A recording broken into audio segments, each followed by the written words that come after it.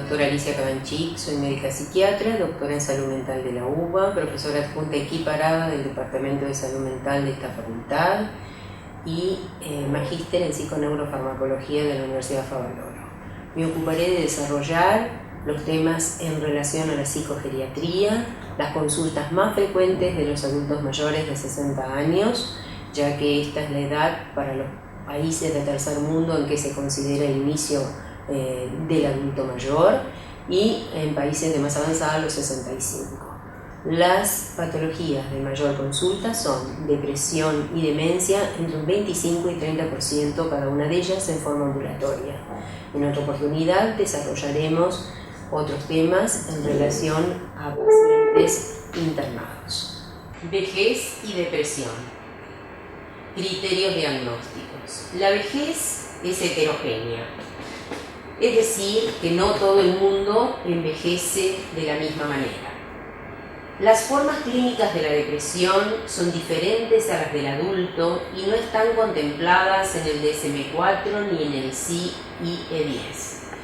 Esto conduce al subdiagnóstico y al subtratamiento de la misma.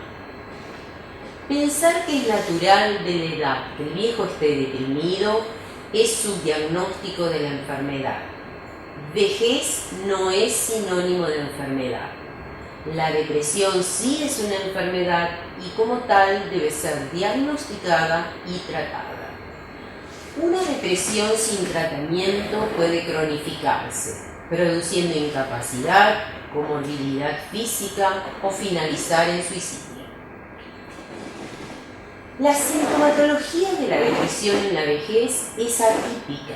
Esto se debe a que las causas son multifactoriales y la etiología de las respuestas terapéuticas son heterogéneas, siendo frecuente la comorbilidad física y la depresión. También puede ocurrir que no solamente sea subdiagnosticada, sino hiperdiagnosticada, cuando se confunde un duelo normal, tan típico en esta etapa de la vida, con depresión o deterioro. ¿Cuáles son los síntomas clínicos? Puede faltar el humor depresivo, se incrementan las preocupaciones somáticas, hay quejas acerca de dolores físicos y fatiga, irritabilidad, hostilidad, pérdida de energía, anedonia, trastornos del sueño, quejas mnésicas. La agitación es más frecuente y severa y el suicidio consumado es más frecuente. Es importante el diagnóstico diferencial. Si el paciente presenta enlentecimiento psicomotor, hay que evaluar si esto se debe a un cuadro depresivo, a la presencia de enfermedad de Parkinson o a una artrosis. Si el paciente presenta trastornos somáticos, también pueden ser equivalentes somáticos depresivos, pueden ser constipaciones, pueden ser cáncer de colon o alteraciones digestivas. Las quejas mnésicas pueden deberse a diferentes patologías, a olvidos benignos, al inicio de una demencia o al estado depresivo. Y cuando un paciente presenta insomnio, puede deberse a dolor muy frecuente en esta etapa de la vida, disuria, depresión o ansiedad o ansiedad. Es importante que evaluemos y clasifiquemos a las depresiones si éstas se inician en forma temprana y el paciente consulta envejecido, o si estas depresiones se presentan por primera vez cuando el paciente tiene 65 o más años. Estas son depresiones de inicio tardío. Es muy importante tener en cuenta que 7 de cada 10 depresiones de inicio tardío tienen base de enfermedad orgánica. Son factores de riesgo el género femenino, la historia familiar y personal de depresión, ser viudo o soltero, vivir en aislamiento, padecer enfermedades crónicas y tener pérdida del soporte social y o económico. Vamos a tomar una clasificación modificada de Gerard Lewes y donde vamos a tener en cuenta la clasificación clínica clásica de las depresiones y el equivalente en DSM-4. Las llamadas depresiones endógenas, que son los trastornos depresivos mayores en el DSM-4, se presentan en distintas formas, digamos, melancólicas. Puede ser una melancolía simple, una melancolía delirante, una melancolía estuporosa, pero la melancolía agitada es la que mayor riesgo de suicidio tiene y la que suele a veces no ser diagnosticada como melancolía por este cuadro de agitación. Cuando las melancolías son delirantes y no tenemos aquí referentes familiares a quien consultar, muchas veces se plantea la dificultad si estamos ante un delirio con un cuadro depresivo asociado o un cuadro melancólico con componente delirante. También hay que tener en cuenta las bipolaridades de inicio tardío. Habitualmente sabemos que la bipolaridad es una enfermedad de inicio temprano y ocurre que al preguntarle al paciente si ha tenido antecedentes en su juventud y este manifestar que no los tiene, el diagnóstico de bipolaridad de inicio tardío no se ha realizado. También Kraepelin en algún momento describió lo que se llamó melancolía involutiva como forma endorreactiva y que hoy correspondería más a cuadros depresivos mayores asociados a trastornos de tipo ginecológico relacionados más con la menopausia en la mujer y que suelen requerir tratamiento interdisciplinario entre la psiquiatría y la ginecología. La depresión mayor tiene una prevalencia del 1 al 2% en el adulto mayor, de acuerdo a estudios ECA, y los síntomas depresivos que no llegan a cumplir los criterios de depresión mayor son del 15% aproximadamente en los adultos mayores. Este es un cuadro sobre la melancolía de Durero. Las llamadas por la psiquiatría clásica depresiones reactivas corresponde al denominado trastorno adaptativo con estado de ánimo depresivo. Son las depresiones frecuentes de buena respuesta terapéutica a psicofármacos, psicoterapia y o entrevistas familiares, y como su nombre clásico lo indica, son aquellas depresiones reactivas a algún episodio determinado, como puede ser fallecimiento de un cónyuge, jubilación, emigración de un hijo, casamiento de un hijo, fallecimiento de un par, etc. También tenemos que tener en cuenta que las depresiones se pueden asociar a enfermedades psiquiátricas, es decir, un demente puede deprimirse, un delirante puede deprimirse, un alcohólico puede deprimirse, un neurótico puede deprimirse. Y tenemos las depresiones asociadas a enfermedades médicas. Muchas veces el cáncer de páncreas y el cáncer de colon fundamentalmente debutan con depresión. También el cáncer renal. Y en la enfermedad de Parkinson, a veces el diagnóstico se dificulta por la bradikinesia y las fasias depresivas. Tienen depresión el 43% de los pacientes en periodo off. También tenemos las depresiones, dentro de las depresiones asociadas a enfermedades médicas, las lesiones del hemisferio izquierdo post-stroke, que se asocian a depresión mayor, el 10 al 30% de las demencias de tipo Alzheimer y las demencias vasculares siempre presentan depresión con anedonia y trastornos conductuales, generalmente por infartos o isquemias múltiples. El infarto de miocardio entre un 25 a un 30%, así como sus complicaciones que son la arritmia y la fibrilación, presentan cuadros depresivos. Hay depresión por pérdida de audición o visión, por hipotiroidismo subclínico, por déficit de fólico y B12, por disfunción sexual. Sabemos que la depresión aumenta la morbilidad y la mortalidad. En viejos con enfermedad médica se halló depresión mayor entre un 20 a un 25% de los pacientes. Y cerca del 90% de viejos con depresión mayor tienen al menos una enfermedad médica.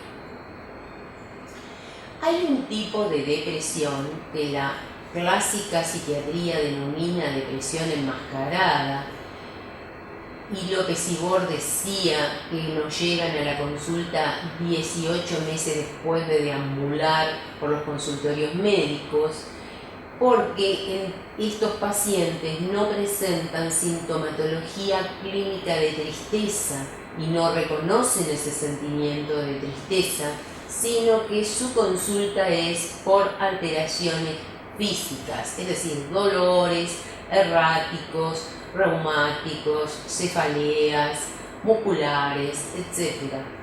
Y entre el 10 al 18% de los pacientes que consultan al médico en cabecera tienen depresión, y la mitad de ellos corresponden a esta depresión denominada enmascarada. Un tema a tener muy en cuenta en los adultos mayores es la depresión y la polifarmacia. Fíjense la cantidad de fármacos que pueden generar depresión: beta-bloqueantes, ciproestatinas, psicofármacos, antihipertensivos, corticoides, hormonas, antineoplásicos, levodopa, cimetidina, antiinflamatorios y muchos más. Por eso es muy importante, al realizar la historia clínica, informarse de todos los medicamentos que el paciente toma, para lo cual suelo solicitarle que coloquen en una bolsita sus medicaciones, porque muchas veces, muchas de ellas son de uso crónico y no son consideradas como tal. De esta manera me permite evaluar el tipo de medicación que toman, así como el riesgo de interacciones. Hay un tipo de depresión denominada hostil, que es más frecuente de manifestarse en los hombres y se caracteriza porque ellos entran en situación de aislamiento, hostilidad, irritabilidad, alteraciones del carácter y de la conducta en alguien que no tenía estas características. Tenemos que tener en cuenta que el adulto mayor que actualmente nosotros evaluamos y vemos son adultos que fueron criados con el concepto de que los hombres no lloran, mientras que la hostilidad y la irritabilidad y el aislamiento son como más aceptables, digamos, dentro de estas características etarias. Por lo tanto, es importante tener en cuenta el cambio de conducta en los hombres para poder hacer este diagnóstico. Tenemos también el trastorno cognitivo asociado a depresión, clásicamente llamado pseudodemencia, falsas demencias, donde es importante hacer el diagnóstico diferencial con los cuadros demenciales. La Escuela Psicosomática de Martí describió un tipo de depresión al que denominó depresión esencial y la define como un tipo de depresión que se establece cuando procesos traumáticos desorganizan algunas funciones psíquicas, desbordando la capacidad de elaboración en el aparato psíquico y provocando entonces una desorganización somática, es decir, el paciente aquello que no puede procesar en su mente termina expresándolo en el cuerpo a la manera de un cortocircuito. También hay un tipo de depresión llamada por incapacidad aprendida, cuando la familia suele tener actitudes de sobreprotección y le dice: no, vos no podés, ya estás viejo, dejá, nosotros lo hacemos, transformando a la persona en alguien inútil o incapaz, no permitiéndole el desarrollo de las capacidades que posee al momento. Por lo tanto, ¿cómo debe realizarse una evaluación diagnóstica? Es importante realizar entrevistas diagnósticas individuales y o familiares. Evaluar las depresiones con escala, por ejemplo, J-Savage de 14 puntos. Pedir exámenes de laboratorio de rutina, hemograma, glucemia, uremia, ionograma, porque la hiponatremia provoca cuadros depresivos, lo mismo que un hipotiroidismo o un déficit de velocel fólico o de calcemia y fosfatemia, y solicitar BDR. Necesitamos realizar neuroimágenes porque muchos de nuestros pacientes tienen infartos silentes y estos cuadros vasculares, como hablamos en algún momento, suelen estar acompañados de depresión. Si nosotros tenemos dudas acerca de los trastornos mnésicos, necesitamos realizar las evaluaciones neuropsicológicas y, como comentábamos anteriormente, evaluar las interacciones medicamentosas.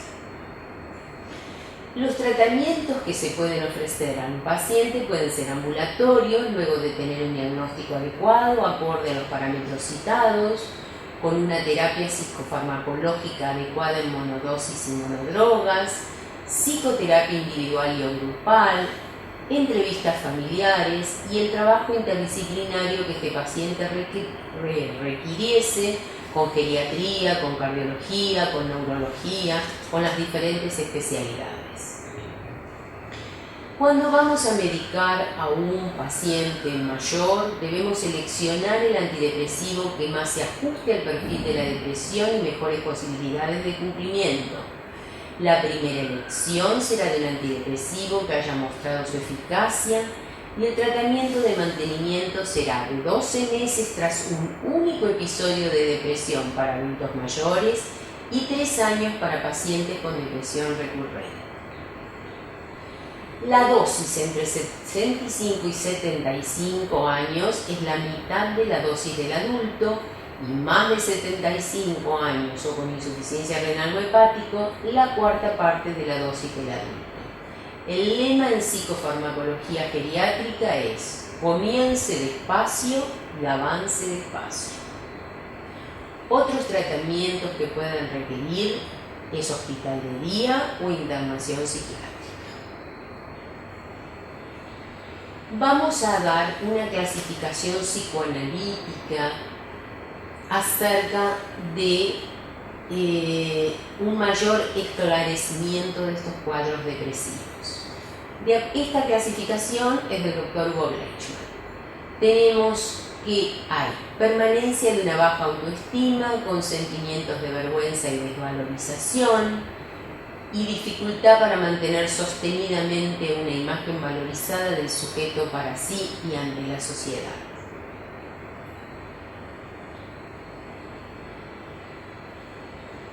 A su vez, estas depresiones narcisistas se subclasifican por lo elevado de las metas, cuando el paciente pretende seguir funcionando con un modelo de adulto joven o no registro de déficits físicos o intelectuales, o por minusvalía del yo representación, por un cuerpo envejeciente, sano o enfermo, por pérdida de belleza, por pérdida de compañeros, de roles sociales como la jubilación, o por síndrome de nido vacío cuando los hijos abandonan el hogar. Por pérdida de autonomía por enfermedades físicas o psíquicas, por dependencia del otro, por inversión de roles, por falta de soporte social para llenar el vacío narcisista y por situaciones que suelen llevarlo al repliegue sobre sí mismo, vivencias de soledad y quejas somáticas. Vamos a mostrar una viñeta clínica. Este es el caso de un paciente masculino de 62 años que hace una consulta hospitalaria y sus síntomas son opresión en el pecho, miedo, tristeza, inestabilidad, llanto e hipertensión, y a partir del cierre de su fuente laboral en la que se desempeñó por 33 años, pero en un vínculo sin relación de dependencia. El paciente dice que me quedé sin trabajo, sin clientes a esta edad, no valgo nada. Un día de golpe tuve 21 días de presión, me atendieron de urgencia, empecé tratamiento pero no anduvo. De joven trabajé en relación de dependencia, pero me fui por mi cuenta para independizarme. Tenía 26 años y me retiré sola.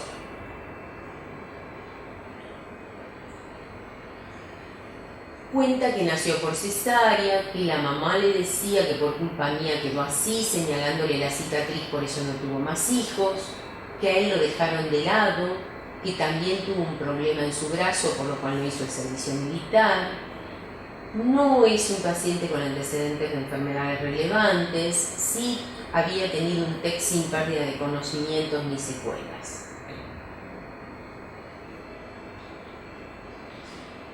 El paciente refiere tener segundo año de secundario y dice soy un burro. De su trabajo refiere que fue aprendiz de oficio desde los 13 años, luego se desempeñó en relación de dependencia y luego independiente. Siempre trabajé mucho, por eso me querían, nunca faltaba y me quedaba hasta cualquier hora si me necesitaban. A mi familia nunca le hice faltar nada. De su adolescencia refiere salir con amigos, compañeros a bailar y a ver fútbol.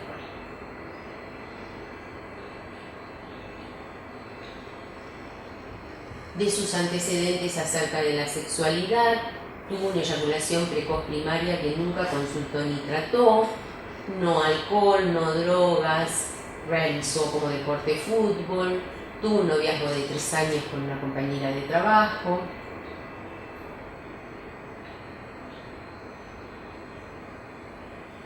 Su esposa de 62 años, con la cual tiene una relación conflictiva a partir de la renuncia laboral de ella para criar a su hijo de 2 años por fallecimiento de suegra con quien convivían. La mujer le reprocha no tener la jubilación y él dice yo no le hacía falta nada, pero todo se agravó con el fallecimiento de mi papá. Ahora grita y explota y me reprocha si el vecino tiene auto nuevo, de ahí las peleas y me dice que soy un fracasado. Tiene hijos casados y tiene hijos.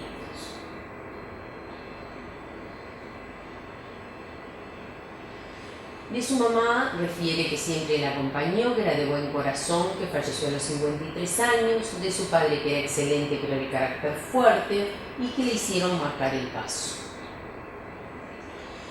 Se consideró que el paciente presentaba una depresión narcisista por minusvalía del yo representación, esta última relacionada con fallas parentales en la función de narcisización del hijo. Caracterizada por baja autoestima, sentimientos de vergüenza, desvalorización y rabia narcisista, desencadenada por la pérdida laboral y agravada por los conflictos de pareja. Correspondería en el DSM-4 a un cuadro depresivo mayor de tipo moderado o clásicamente a lo que se llamaba depresión reactiva.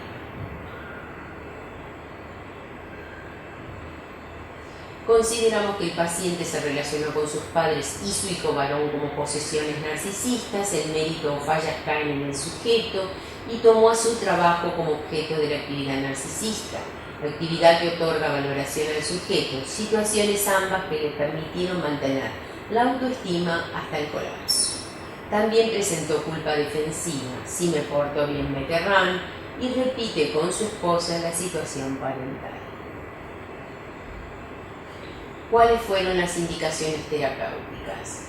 Como comentamos anteriormente, se realizaron los análisis de rutina, que fueron normales, las tomografías, una escala geriátrica de depresión quedó 18/30, fue medicado con sertralina y clonazepam, realizó psicoterapia individual de objetivo limitado en relación a los temas mencionados anteriormente por 4 meses, y un año de psicoterapia grupal. Los objetivos fueron trabajar la autoestima, valores ideales, el todo o nada y el lenguaje autorreferencial. Se solicitó la derivación a sexología para la evaluación del estado de eyaculación precoz que no había consultado en ninguna oportunidad. La evolución del paciente es una evolución favorable y lo que hemos tratado de mostrar en este PowerPoint es cómo debe ser diagnosticado y abordado un paciente que consulta por un cuadro depresivo. Muchas gracias.